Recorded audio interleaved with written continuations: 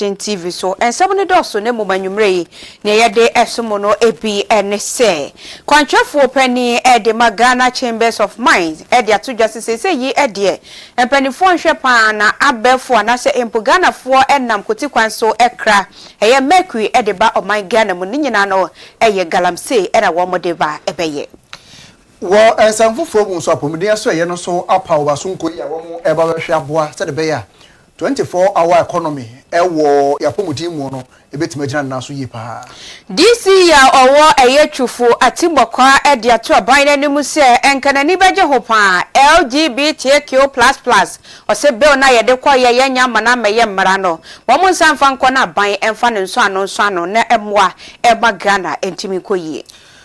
so for ya wo hwe afisem so ene da to gya se o manfo ya anano fieda o mo ye nyamrasem ewo ablekumanofo no wo bia emfa ne ho nida Arishimama ensomu ebi eka we ho gibre na wutie ya ebabomodin akọ obi manso de ede eka ho ani gye so ye de besmo ewo kase yi eso aseda enkonfama enagad medicated toothpaste go same travel and tour Hola Savior Herbal Center for Apostolic Ministerial Apprenticeship ene edwumako ahodoa enwumre wo magiatum na wo mo ebo ye chidom akenkanfo ya gibre na ye de ensomu ebre o eyeme na nekua acheba ata mene Omahene Kofi asempa busamwa na ye ho na fe semu nkyeremu nyina yemfa emamo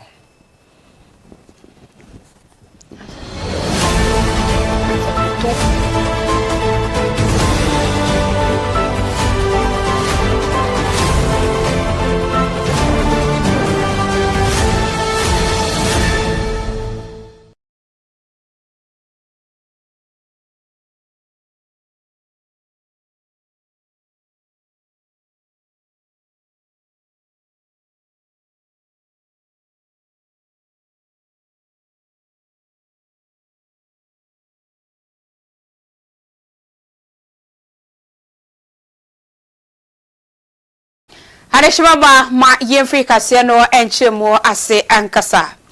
Yede o eko eye Ghana mampeni ene nimpenifo womo asoye na ene womo edi dwumadie ewo oman Ghana emu. Womo echiremu asese yidie womo babehwe na empo edwoada ukuada ene fiada bia na womo eyesi worom ena womo abu akonta ede akire oman Ghana. Sede oman Ghana enioma bi ekone ne nyina no ewo se womo ene timamufo edi ho enkomo. Na dwumadie ene na womo ekokopa ho ntoma kora na abra interior minister ejira simpie so na wone Ghana fo etwetwe enkomo mechia onmonyafo Mohammed Mubarak wade to justice say yi ede omoy Ghana mu ye hwepa dia enwuma aban wei ba ye wafato ne ho so so obebie bi ede ama emabu no anya bi aye wose say yi kura de eye youth internship scheme womo ede aba womo ene Ghana youth employment agency no na aka boma ye babefo ye babeboa emabunu ye ebi na yafa womo akonnwuma ahodo no emu wakiremu a ye bebomodin a eba ne bamboko ye de bi bekohodom dum jadwumaku yi so ye de bi bewurawura womo hodom wakirese ni nyina ne beboa ama empo adehye no ma ewo oman Ghana mu womo enya adwumanye na de bia womo su se unemployment rate no ekosoro ni nyina etimi ate aba form ye nkonkwatie honorable nesema ene wade to Ghana for enim. This reflects improved security and dialogue and has restored normalcy in previously affected communities. The lifting of curfews in the affected communities has expanded civil liberty and allowed and peace are restored in the affected areas still under curfew. As you may be aware, the Ministry of Interior offers a number of services to the general public, not only Ghanaians but also foreigners, both inside our country and outside our country. These services include, among many, immigration quota permit, renunciation of Ghanaian citizenship, dual citizenship, right of abode, license of private security organization, permission to import or export explosive, permit to import or export arms and ammunition, permits for key cutting, among others. It is important to note that all these services offered by the ministry are done manually. I am happy to report that the ministry has commenced the digitalization of this intervention. When rolled out, latest by the end of this year, is expected to streamline workflow, reduce delay, and enhance public access to services, improve transparency and accountability. In collaboration with the Ministry of Gender, Children and Social Protection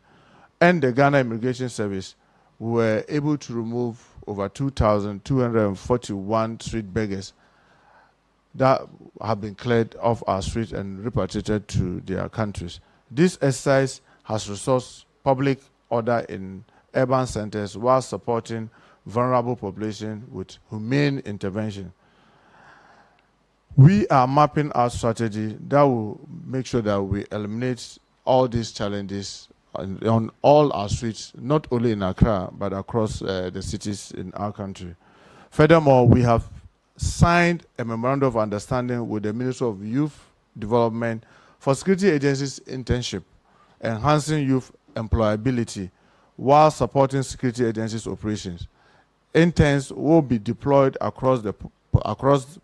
police, the prisons, and the fire services. The first batch of these interns will commence training on the 16th of this month. That's just Thursday, from this week Thursday. This reflects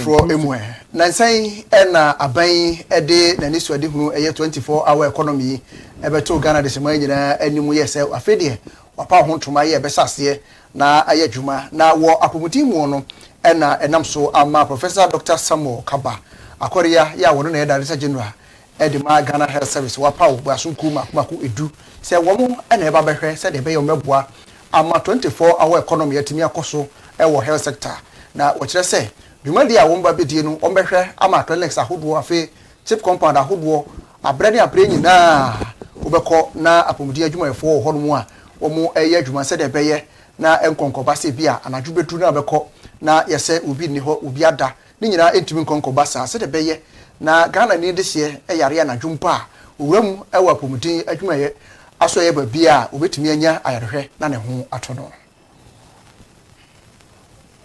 Part of this important and historic moment. Today's inauguration of the Steering Committee on the alignment of the Ghana Health Service with the 24-hour policy is not just a ceremonial event. It is a decisive and innovative step in shaping our health care in Ghana to function more responsive, more inclusive, and more strategically and be sustainable in the years ahead. Let me begin by offering a brief reflection. The Ghana Health Service, since its establishment, has worked diligently to extend access of healthcare through major policy innovations, such as the Community-Based Health Planning and Services, the CHIPS, the National Health Insurance Scheme, and the scaling up of the emergency and referral system. These milestones have brought us far. Notwithstanding the progress we have made over the years, we are reminded daily that illness does not wait until morning. Childbirth does not wait nor pause for the office hours. And emergencies do not operate by calendar. Our system must evolve to meet this reality, not just in isolated facilities or during crisis response, but as a national standard of care. The 24-hour economic policy, as introduced by the government of Ghana, reflects this same truth at a broader level. It calls for transformation in how the nation works and how services are delivered, especially those services that safeguard the lives and livelihoods of Ghanaians. This steering committee has been constituted as the highest level of governance body to provide oversight, policy direction, and institutional coordination as we undertake this transformation. Your role is to ensure that the health sector alignment with the 24-hour economy is not just technically sound, but strategically sequenced, contextually relevant. Yeah, free a honor na yenko and some for a mum. 2024 emo ena aban editu justice nyame adom na obefra benyo ye wobehwe na assembly member bia wabomodin a ene kakra bi watua ede amano na ono so etimi ede ahwe na sitinam we enam so ama enne adwuade osoafo wono ehwe ye mpotempotemu ene empo ensore ene oman Ghana ye die ho so eye onwanyafo Ahmed Ibrahim Meche local government chieftaincy and religious affairs minister wakasa ewonsomtwefo enhyemu ase ene wokyeremu se mampani ni sembia wokan ye 2024 ewo ne campaign mu no enyese bia wokan ne trasa wo baye se wo ba beyo ampani ampa wo diose ayowe a wokyeremu se June bosume ne da na toso dun wotwe ena imposwafo hwe Ghana esikasam ho nsam so onwonyafo atofo sen oyi 25 million Ghana cedis ede ema womo se womo hwe na assembly member bia no womo emfantuaneka enti wo kyerɛ sɛ yide womo efrase enti no assembly member bia no wobenya 1300 Ghana cedis enkane no na entesa oya assemblyman dia yentua oka nanso wɔse yi ede nyame adom obi abosome no eno ena wobenya womo efrase a womo etua nyesa fei ena womo eba betia wo so womo efrase a womo etua ede ama adehye. We have experienced a re-centralization of resources at the center, and this negatively impacted on the performance of the metropolitan, municipal, and district assemblies. To reverse this trend, the government of His Excellency John Dramani Mahama promised to transfer 80% of the district assembly common fund to the metropolitan, municipal, and district assemblies. And this policy is being implemented. Our government also promised to resource all assembly members to be able to perform their duties efficiently and effectively in their various electoral areas. Pursuant to the resetting agenda of the government, the NDC government has allocated 100 million Ghana cedis in the 2025 budget statement and economic policy of Ghana. And this can be seen in page 73, section 395, to pay monthly consolidated allowances to all assembly members in the country, both elected and appointed. The objective is to enhance their capacities and to equip them with financial resources and logistics to deepen monitoring of all government projects and programs being implemented in their various electoral areas. To fulfill this manifesto pledge, the Ministry of Local Government, Chieftaincy and Religious Affairs on 12th of June 2025 requested the Ministry of Finance to release 100 million Ghana cedis to enable this transfer of funds to the metropolitan, municipal, and district assemblies for the payment of the monthly consolidated funds to all MMDAs in Ghana. Consequently, the Ministry of Finance has released 25 million Ghana cedis on 18 June 2025 as the first tranche of the allocated funds to the ministry for the payment of the allowances to the various assembly members throughout the country. The ministry, as on Friday, the ministry as of today, Monday, 14 July 2025, has transferred a total amount of 23,621,000 Ghana cedis, representing allowances of the months of April and May to all assembly members in the country. That each assembly member is being paid 1,300 Ghana cedis per month to enable them perform their duties efficiently and effectively. A total of 9,085 assembly members are benefiting from this objective. Clearly, the resetting agenda on local governance and decentralization bodes well with the significant step of transferring resources to local government and assembly members. In recent past, we have experienced a re-centralization of resources at the center, and this negatively impacted on the performance of the metropolitan, municipal, and district assemblies. I don't know if you are one of na enye fadi akro ohwe sede omafo esieburu wo ho ewo ho no mebi to wo ne ade ani nyina eya ade na e ha dwene papa nam so ama interior minister bekasa e de afonu nyamfo mu ntaka Mubarak akasa wo ho ya wo kire se emfa ho ene amanyoko ko awo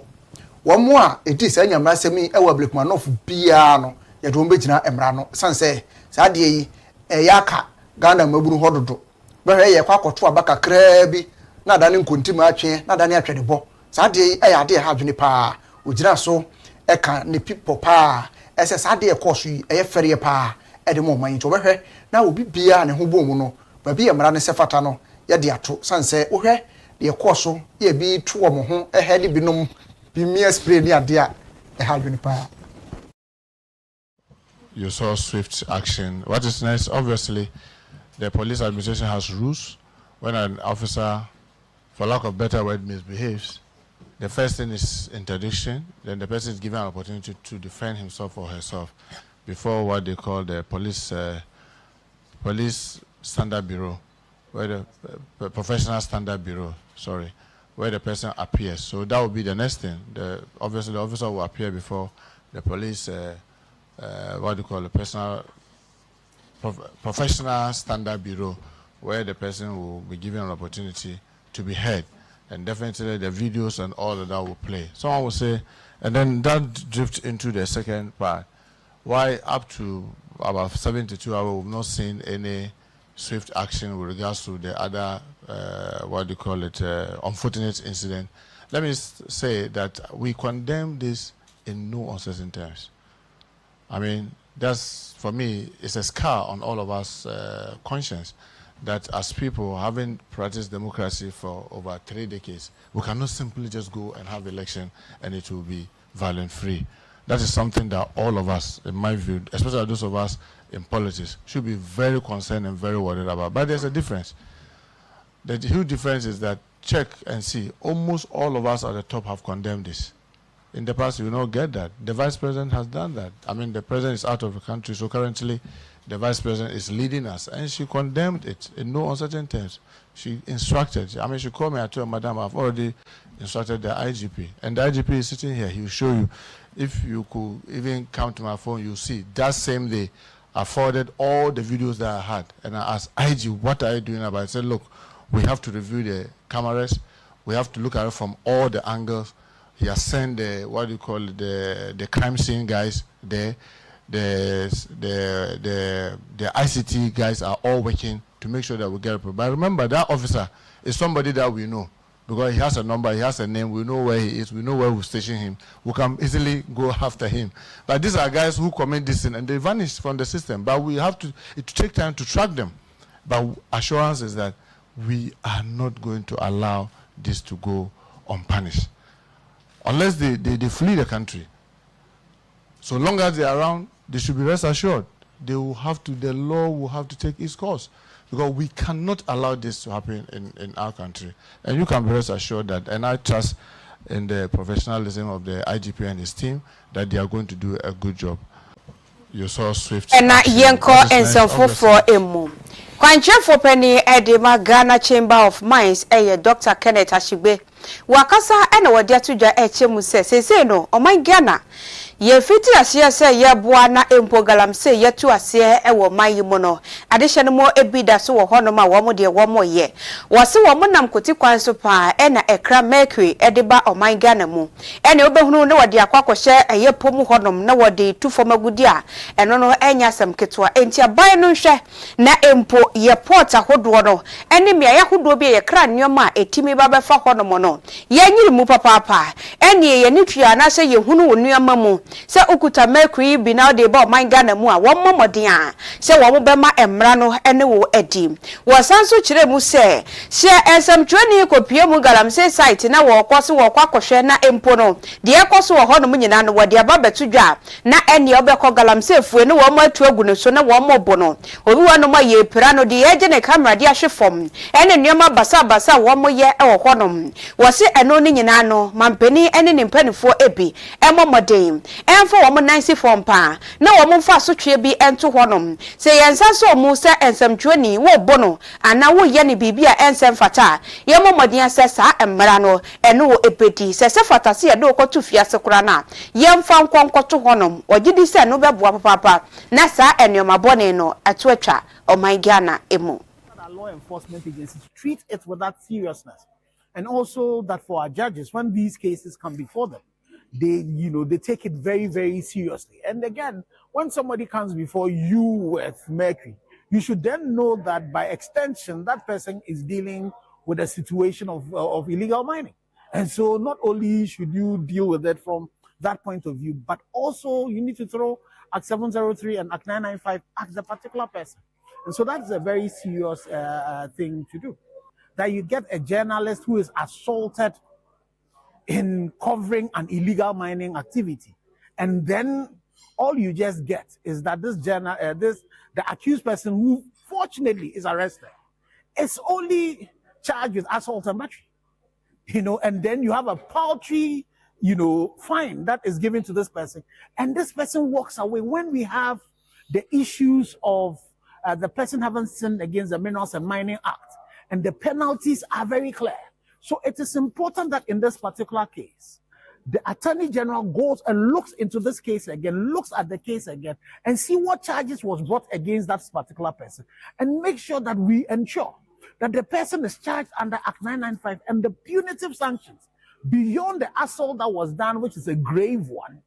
You also throw the book at the person. That our law enforcement agencies treat it with that seriousness, and also that for our judges, when these cases come before them, they take it very, very seriously. And again, when somebody comes before you with I was saying that's what Galamsey nsensemi ya na Western Regional Anti-Galamsey Task Force ne womu ewuramu ewo Ankobra ensuo no so ekwokyere wo manfo bi a womu etufu magudi ya mfam na kwan so ewo hono na mukọ ya enioma ahodo a womu agiyeye tamfan ene ya makomako 153 womu sey ni nyina afi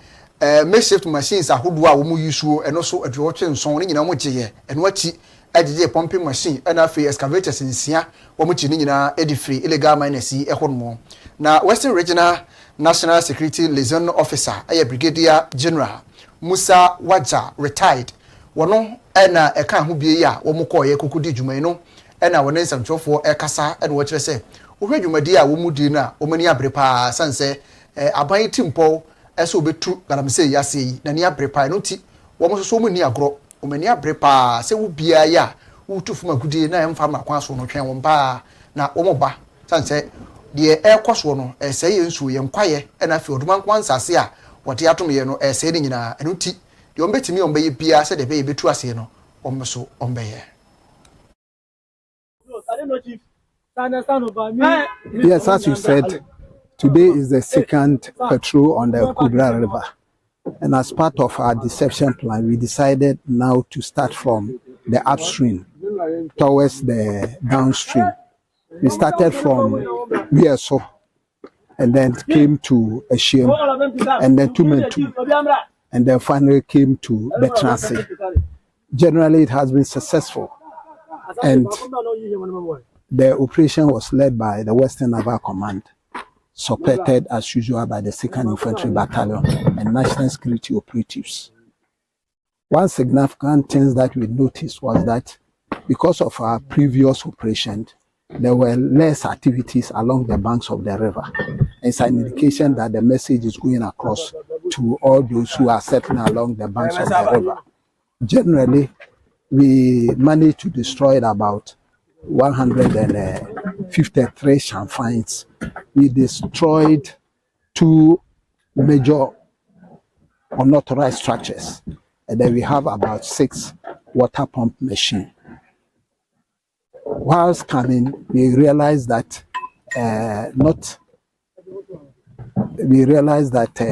the surface of the reservoir there is considerable improvement, and we hope that this will have to be sustained. But we have also discovered that there are few settlements along the leather banks, and it appears that these people are now operating in the night. So in the next patrolling, our concentration will be the destruction of all unauthorized structures along the leather bank. And we know very soon we will be able to achieve our aim. The day has been quite successful, and everybody has worked hard. There was no casualty. Any excavator? Yes, we managed to retrieve 6 excavators. We removed the board, that of the monitor, and because of the nature of the terrain, we plan to follow up so that we will be able to evacuate all the 6 excavators that we found along the river banks. Yes, as you said, today is the second patrol on the Kudra River. And as part of our deception plan, we decided now to start from the upstream. 2021 na onwonyafo Sam George obomodia ene empanifo bi edi animo na womo ede enkrata ekomrahye bedwam se enkasankrata yagitum na beye mrade a yenhwe na empo LGBTQ++ emane ema womo eda emema ne mema nso a womo sebe womo eyeturumu no yentu womo so sa esanse womo afrasie yanso no adachi bi no na akwakoye boachi bidin na besi ne ya mene wo ekase samra na korade na okobra shebedwam na hwehwe na wohunu ewo ho no mesansa aban dada wamfa ne nso ano anso ano ama no ambeye mra ewo mangana mu wei enam so enti ema okopie mu ewo twufo atimokwa eno ewo emfimfini mantem DCE edema wo mo eye honorable Isaac Yosin wono eltse wode adesrade eto empanifo edenkrata ekwa yese wo mo sanfa enkrata no enkobium ezanse wo gidie paase mampani John Dramani Mahama wo mo de kwa wo besa som na wode ne nso ano aso ano ama na baye adwuma ene wo bia yensa besa omusa wo ye saade ni bi no emra ene obedi esanse sese no emebunu bi wo hono ma wo henha nani nkansa ma saade wo mo eye bia eno no emwa esanse mpesu ahodo so a ebi ekoso no wo mo nam so ede se enkoda ene empo afofra wo mbetimi aboa oman Ghana embra pios ye de omo faso a umenya asotwe no saa asotwe no omo say de ebeka the Minister of Foreign Affairs so amanya so aten say abatu obi anko so ba bia say amaman ekohia say yenyintum say ade no ye beyo anase yenyo nti ano say asem de mama asansum no ye de ende ba bi enye no kreda say amaman ekohia ba bi say yentu saaba no waka baba bonti abekasa ntimpamcho Ghana for yesremo eni isi amayuko ai papa John Dramani Mahama dano Kristo sum ede na koma so omeyenhwe se nyame adom sa National Prayer and Thanksgiving Day waye se afi biare beyo no obi a ode ne ho ahye Kristo sum oye okwa asore de oye Kristo ne de unu se papa de sa na man de o fa mfa ne de so ye papa ejina na so ye nyina ye bo na chidom se ne waka se saa de ne de on so no saa so ye nyina de ye support se mo so ye nyina so ye so na ye nji ntumi ne ye nyi ntumi e chena se saa na me be Ghana me se ye papa egu so ye ho hyehye ye de ho mbra no e de ko parliament no ye o ma ye bibia ma afi de wa be ye saa ne ma ye be chewo de emna e de be so na asotwe bia ye de ba be de mas okay Madam Ase, Asamoah aba Ghana, Obia Kembi, as a DC, as a appointee of the president. And it's Ghana, so na ye war opposition na ye catch Ghana for say a banner say Obani Oba Beda, Behemani Behema Badano. Ye NDC aban a papa John Dramani Mahama edi anim no pese mechire se mema Ghana fo nyina ete ene twufo atimu kwa aman ete se ne yakasa yenjin tumu se oba ne oba beda bema ne bema beda no ahwa na yede yigina ye papa Prof Moss yankopon fa ne kra ede insie eba se abrofi ehye yese yemfa yensan hye krata se no momman sika kakra yemfa mbo ebra no ye papa gina se obaji saa nyoma na tumu de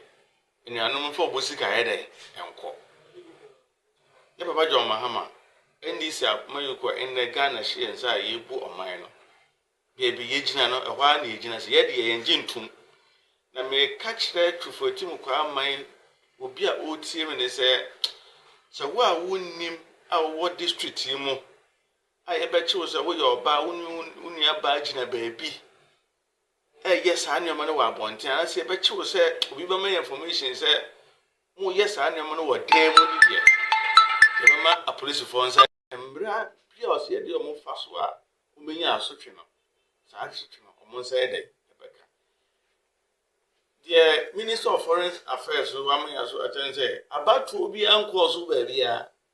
Say, Amamai Equishia say, Yantum. That's what you know. Amanyosem yemu na yemongramu ewo MPP amanyokuru nyame yadonwa boso ye women that tosu dunkron MPP amanyokoi eye National Delegate Conference nkokora ewo enkran haseyi na dwumadi a wo mu edi na tifi asem a wode atoso say rebuilding together with our values eno ena womode ato asenyite ya womode baba ye dwumadi na peni kwantrefo ya wono ena di enkita hode ma MPP amanyoko no eyura Richard Ahiagba wode atodwa ya wo kire se wo hwe dwumadi ya wo mu babedie ya eyade a enkabom ene ade ehia pa na wo hwe se de omasi ayenhyehyeye ede niam nyina gu akwam se University of Ghana Sports Stadium ho ena dwumadi no ebeba so na etere se nokore pa se MPP amanyoko ya boa no ho no wa ekra no so na ochire mu kire se wo mbefa sa adwumadi no eso na constitution ya amanyoko no ede bo no ho bra no wo matimi adan mu ahwe ama atini agyina na so yi pampepa na boa ama emra ene hyehyeye ahodo amanyoko MPP di adwuma no atimi akonanim pa. And the National Steering Committee of our party. The annual National Delegate Conference is the supreme governing body of our party. That's the apex of the decision-making body of our party. And according to Article 10(6), the National Annual Delegate Conference shall deliberate and make resolutions on matters such as deliberations on the National Chairman's statement to conference, the reports of the General Secretary to conference, the statements of account of the National Treasurer of the party, and any other matter. And in this conference, a very important assignment is before us, which includes very significant exercise to reform our constitution or to amend our constitution. And if you recall, there are, I think, one major amendment outstanding from 2019, I should say, in Kumasi, where we're supposed to have amended the constitution, but that did not happen, and council or conference actually referred it to National Council to deliberate on and submit a proposal. That proposal was submitted to a committee that was created following the submission of the Professor Aaron Michael Kwe Committee's report on the election, the 2024 election. That report, which is a package of amendments from the 2029 Annual National Delegate Conference, and proposals resulting from the report of the Michael Kwe Committee and other amendments submitted by the party members are part of the bundle of amendments that this conference will consider. So this conference, given the background I've given you, matters flowing from the election 2024,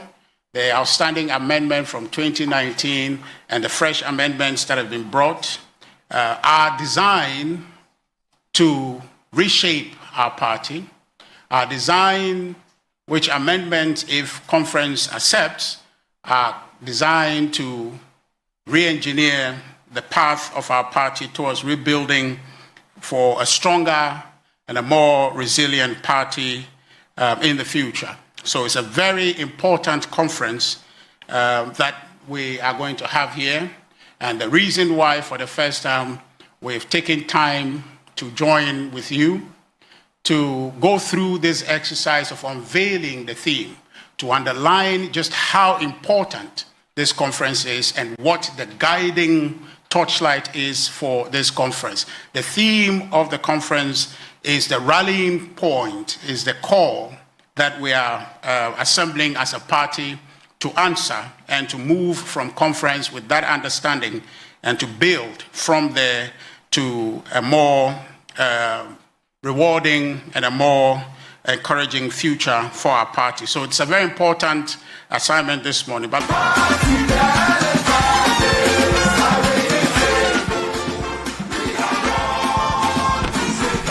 well, you can sing the song, or the media, you don't sing.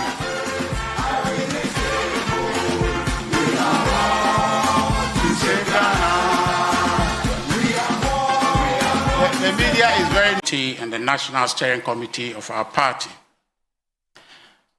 The national yeah, we'll share Paramount News, our Great Commission Television. So my MPP Amayokoi and Semisona Fe Yana Weba, Yadubeko Amahudoso and Sem Emo.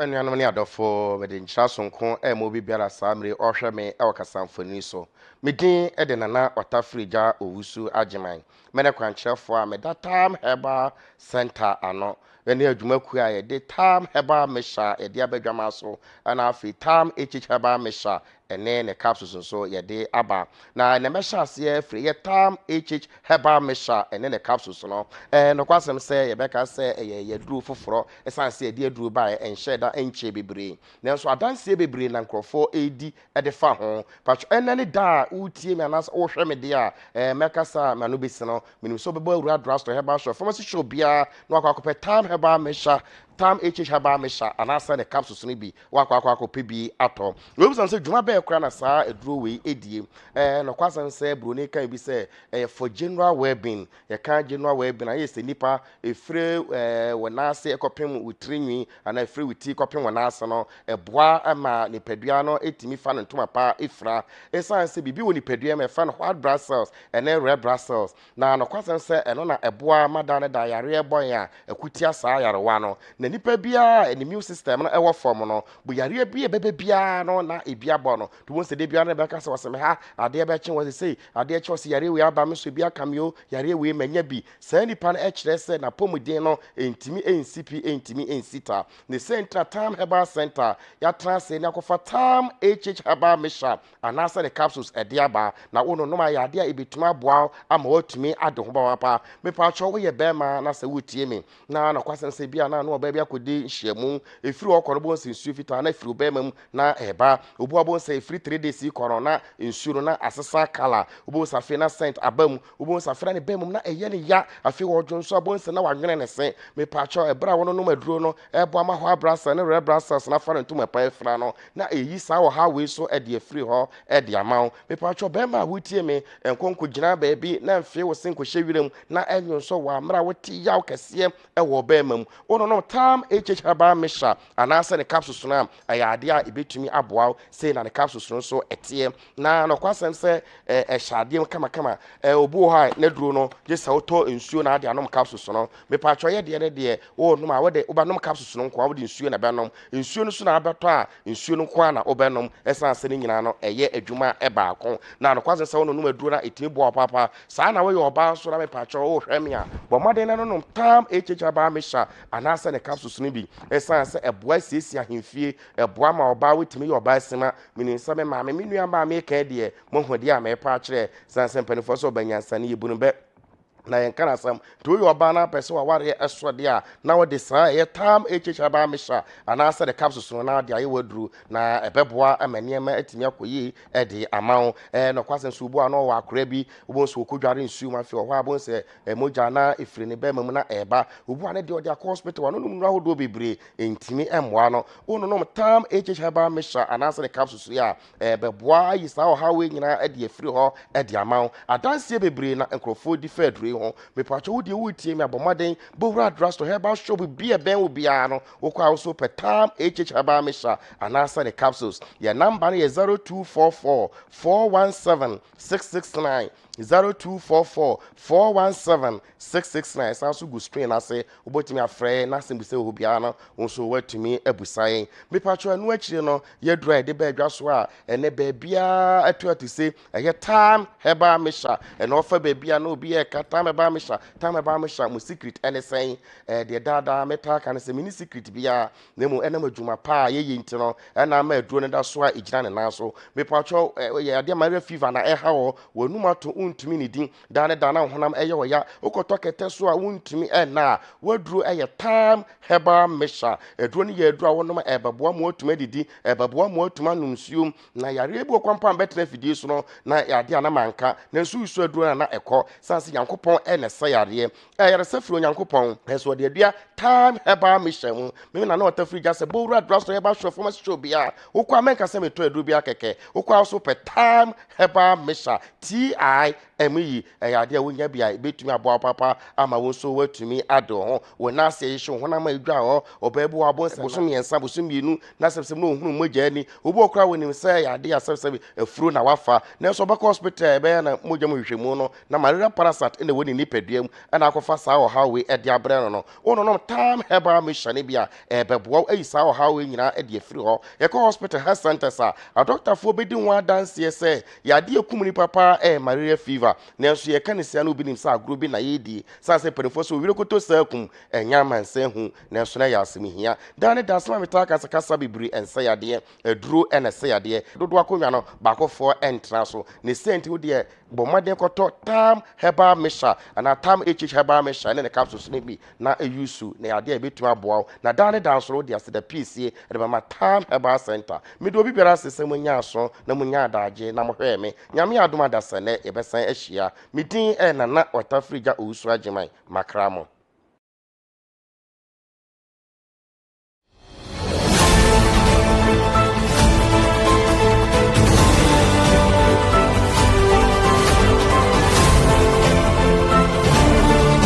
mama yansanso na yemu akwaba ema kaseyi eso yeko obi manso ensam emu yeko aleta Nigeria mino emu na eno ena ababeto jase enkane mampeni edema Nigeria eye mampeni dada Muhammadu Buhari sese ya meno ekasedi odaya wansore amanebo efi honomo efi wo mankasa wo mampeni eye Ahmed Bola Tinubu honom ena ebaye wo kiremu se mampeni dada Buhari na ne hododo no enti wo bomodin ade ni kopie mu ewo eye lendi na brochema mu senka won konkwaja yarehwe ewo honom na no na enra ewo abekwa ebono na empemu wo kiremu se enkra efi honomo eba no eyade pani wo kokoda ya wantimi ansore ebiem wo mayade ombetimi bia na so so wo kutade a enkwa entimi nje entino mampeni bolati ni budi sese ya me no wo ekasei watrana nanom ewo ensiedo enam so enampenifo echemo sese de okopiem wo no dia ene womo eguso pa de wo besu esu ya konsam so ebi eko ede ama ebusia ankasa ewo honom mena wo kasei ede mampeni ye bolati ni bu watu ni vice president na bedi echire eye Kasim Shatima se wono enkonko piemu ewo London abrochimemu na empontutue bia wo betimi aye no woni abusua ne nkonkoye na wo mo enhwe emfa mampeni yi Buhari ensan emra Nigeria mino emu na wo mo emra metena se ehunu okwan wo befa so a wo mo ebetimi akata nachi empanifo ekire mu se eye mampeni Buhari wonya mfihia no eduo wotwemienu 82 years na wodaya wansere se me no kasa de okopiemu wono modia enye eyesu ena womo esu esanse womo ahwere ade amsa yemfree arahosam yimu na fe yemfree ne nchemu ewo anigide ensem emu Ghana ne de John no krantin safo woye sinitwani ya woti sinitwa ase ewo mayimu pa na ye kan sinitwa ewo wote ase papa na edin adodo na de nim no ewo sinitwam eye Socrates safo na wose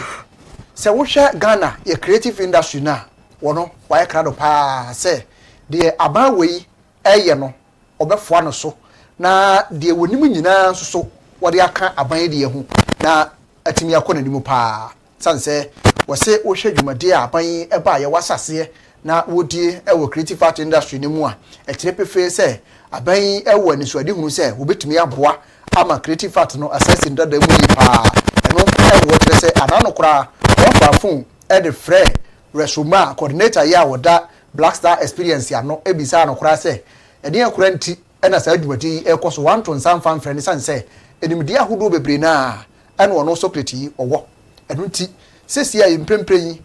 wode ntoma akɔbɔ executive director edema National Film Authority Kafui Danku wode ntoma akɔbɔ ne dia no esere se dia ban eyobia wotachire na ne je ho pa na no ana nsantrofo bisa na se wankasa no soso wo ye MPP ni ma papa ya weyi wanim ama obi anim no se weyi anya MPP sem eye Ghana se beye na creative art wo Ghana no betimi akɔ nanim yi pa eno ti ena wo ye de wo ye yi na oyi nsem fofra no ese wo ye weyi enkyere se ne kondo se obekwa kodom ndi sem yakuru na mom wono de ne de ya ne se wo boa se de beye Ghana ye betimi akɔ yenim na nneoma ahodo ya eboa ewo oman ye creative art mu no yetimi akoyenim se de be ya yenso oman Ghana betimi abo edin ewo amahodo eso ma yenyina sansemi so na ensemo ede be so manwumre ewo Paramount News so ye mfane nyina emra na we edi aseda emma the ayam media and professional studies wo mada room boaye emye de nsemi be so go same travel and talk ho afi enagard medicated toothpaste no so nya bi anwumre ebeboa wo ama wo se ho ayeden papa Hola Sevilla Herbal Center ka ho enafi Eden Hills Residential Services so nyina adaroma enanumre omoboa ye ya yade nsemi ebesom akenkafo eye mienu sede wo hwe ye wahene Kofi Asempa enimedin mene na nekua achireba ataibusia ye beda wase papa sa wo jebre na wo hwe kase yi epi e mo ne hwa adehye ekramo